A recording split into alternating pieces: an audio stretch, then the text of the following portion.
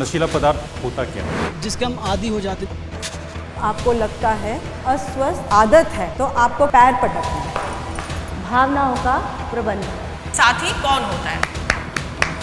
हिंसा क्या है? किसी की मर्जी के बिना कोई काम करवाना हिंसा है। नवचेतना, स्कूली बच्चों के लिए जीवन कौशल और ड्रग की शिक्षा पर एक नई चेतना।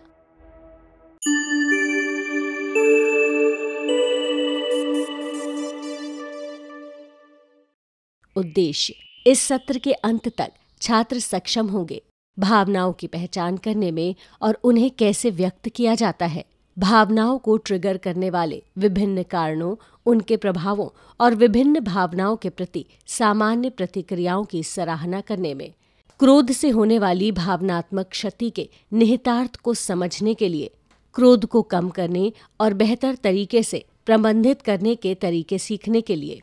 Good morning class. Good morning ma'am. बैठ जाइए। आज हम एक ऐसे विषय पर चर्चा करेंगे जिसको हम अपने रोज़मर्रा के जीवन में महसूस तो करते हैं, लेकिन कभी उस पर सोच विचार नहीं करते या कभी उसको चर्चा का विषय नहीं बनाते हैं। भावनाओं का प्रबंधन। आज जब आप सुबह उठे तो आपको कैसा लगा, कैसा महसूस हुआ? आज जब उठे तो हमें थोड़ा आलस आया। आलस आया।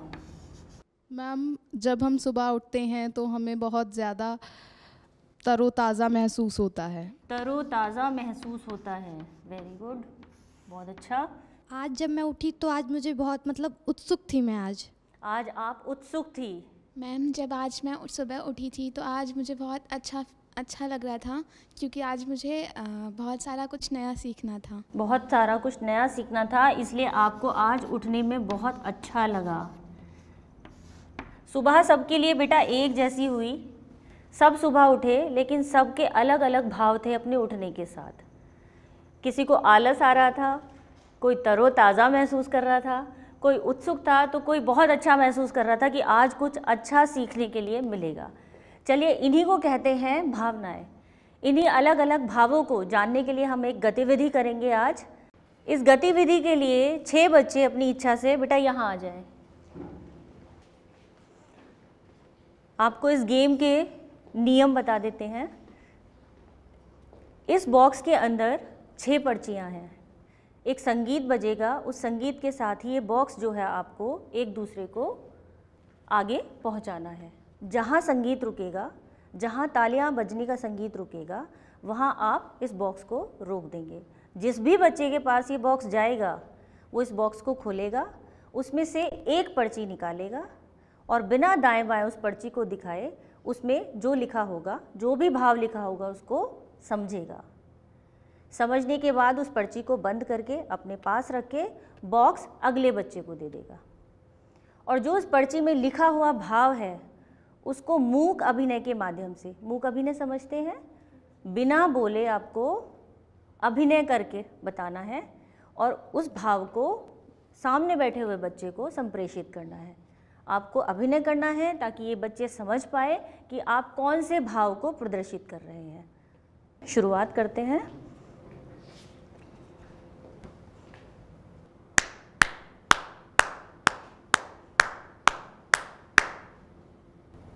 इनको दे दीजिए बॉक्स।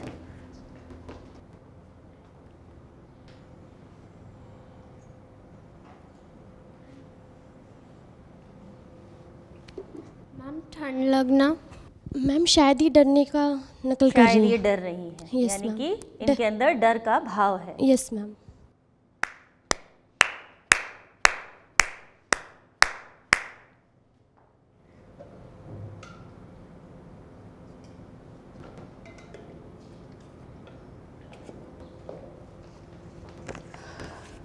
शायद इन्हें गुस्सा आ रहा है। शायद इन्हें गुस्सा आ रहा है। ये गुस्से का भाव प्रदर्शित कर रही हैं। इन्हें गुस्सा आ रहा है। हाँ बेटा, देखिए।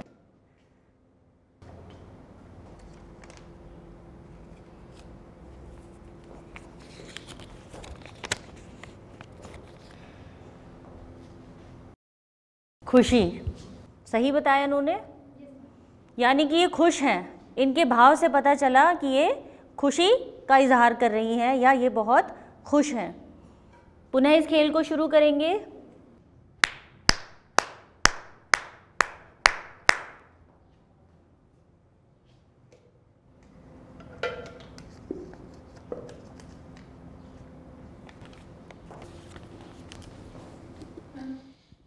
मैम, इन्हें एकदम से जैसे अचानक कुछ चीज़ जैसे दिखती है, वो शौक। मैम चौंक जाना।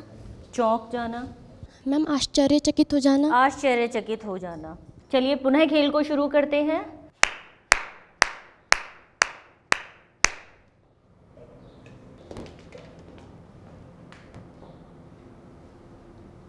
मैम थोड़ा घबरा जाना, जैसे ये क्या हो गया।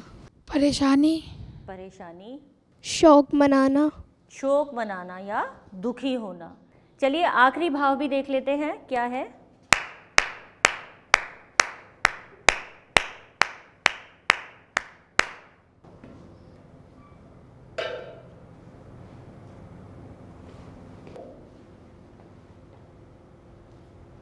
मैम डरना। मैम घिन आना। घिन आना या घृणा होना। तो इस तरीके से हमने देखा, आप चेहरे से ये समझ सकते हैं कि सामने वाला किस भाव को महसूस कर रहा है। वो डर को महसूस कर रहा है, वो दुख को महसूस कर रहा है, या वो खुश है, या फिर वो उदास है। आप सभी ने बहुत अच्छे अभिनय का प्रदर्शन किया, अपने भावों को बहुत अच्छे तरीके से संप्रेषित करने का प्रयास किया। शाबाश। अब इसी से संबंधित कुछ सवाल पूछना चाहूँगी मैं आपसे। क्या जो अभिनय किया जा रहा था उनसे भावनाओं का अनुमान लगाना आसान था? मैम कुछ हद तक लगाना सही था, पर ज़्यादा तरीके से मैम ज़्यादा हम बता नहीं सकते कि हाँ आगे वाला क्या बता रहा है। और ये जो व्यक्ति अभिनय कर रहा है उसके वो कैसे कर रहा है उस पर भी थोड़ा सा निर्भर करता है। मैम उनका अनुमान लगाना तो आसान था, पर मन में क्या चल रहा है वो थोड़ा कठिन है। इसका मतलब ये हुआ कि अक्सर जो भाव हम दिखाते हैं मन में वही भाव चल भी रहे हैं या नहीं, इस बात का अंदाज़ा लगाना कभी कभी मुश्किल होता है। जैसे कि कुछ लोग होते हैं दुखी होने के बाद भी अपने दुख को अभिव्यक्त नहीं करते, खुश दिखाई देते हैं, या कुछ लोग अंदर से खुश हैं तो भी बहुत ज़्यादा खुशी का प्रदर्शन वो नहीं करते हैं। जितने भी बच्चों ने यहाँ अभिनय किया, क्या उनके लिए जो भाव लिखे हुए थे उन भावों को मूक अभिनय के माध्यम से दर्शाना आसान था, या उन्हें ये अभिनय करना कठिन लगा, मुश्किल लगा?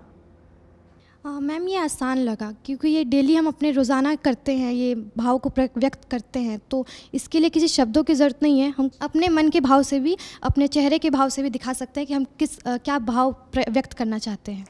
क्या इनमें से कुछ भावनाओं को अलग तरीके से दर्शाया जा सकता था, व्यक्त किया जा सकता था, या कोई और तरीका भी है जिससे हम अपनी भावनाओं को प्रदर्शित कर सकें? शब्दों द्वारा भी हो सकता है। शब्दों द्वारा भी हो सकता है। आज मैं बहुत खुश हूँ, जैसे वो बच्ची बैठी हुई है, मुझे लग रहा है वो बहुत उदास है, उसके चेहरे पर भाव ऐसे हैं। तो आप उदास हैं, क्या ये वास्तविक भाव हैं, या आप चीज़ों को समझ रहे हैं, या आप कुछ और सोच रहे हैं? कैसे भाव हैं आपके मन में इस समय, मैं जानना चाहूँगी। मैम नया सीखने का कुछ नया सीखने का भाव है। आज आप कुछ नया सीख रहे हैं, लेकिन आपके चेहरे पर वो भाव नहीं आ पा रहा है। तो कोई ज़रूरी नहीं है कि जिस भाव से आप बैठे हैं वो भाव आपके चेहरे पर भी झलके। कभी कभी ऐसा भी होता है कि हम अपनी भावनाओं को किसी और तरीके से भी प्रदर्शित करते हैं, या कोई ज़रूरी भी नहीं होता है कि हम अपनी भावनाओं को प्रदर्शित करें। जो भाव हैं वो हमारे मन के अंदर भी होते हैं। भावनाओं को महसूस करना, उनको किसी के साथ अभिव्यक्त करना एक सामान्य सी बात होती है, लेकिन जब एक ही भाव बहुत लंबे समय तक बनी रहती है किसी के साथ, तो कभी कभी क्या हो जाती है, चिंता का विषय भी बन जाती है। जैसे कि कोई बच्चा उदास है और वो बड़े लंबे समय से उदास है, तो आप क्या सोचेंगे उसके बारे में? जब आप उसको देखेंगे आपको क्या महसूस होगा? मैम ऐसा लगता है कि वो इंसान हमेशा उदास ही रहता है, कभी खुश नहीं होता। वो इंसान हमेशा उदास ही रहता है, कभी खुश नहीं होता। इससे आगे भी क्या आप उस इंसान के बारे में सोचोगे कि वो क्यों उदास है, या वो कभी खुश क्यों नहीं होता है? हम ये सोचेंगे ये इंसान हमेशा दुखी क्यों रहता है, इसको है क्या परेशानी। हम उससे जाके पूछेंगे तुझे परेशानी क्या है, आपको परेशानी क्या है। यानी कि वाकई उसको किसी सहारे की, उसको किसी प्रकार की मदद की, किसी प्रकार की सलाह या उपचार की ज़रूरत होती है, चाहे वो उसके दोस्त से उसको मिले, उसके परिवार से उसको मिले, या उसके शिक्षक या गाइड मार्गदर्शक से उसको मिले। ठीक है, तो हमेशा जब एक ही भाव के अंदर इंसान रहता है तो वो कभी कभी समस्या से ग्रसित भी होता है।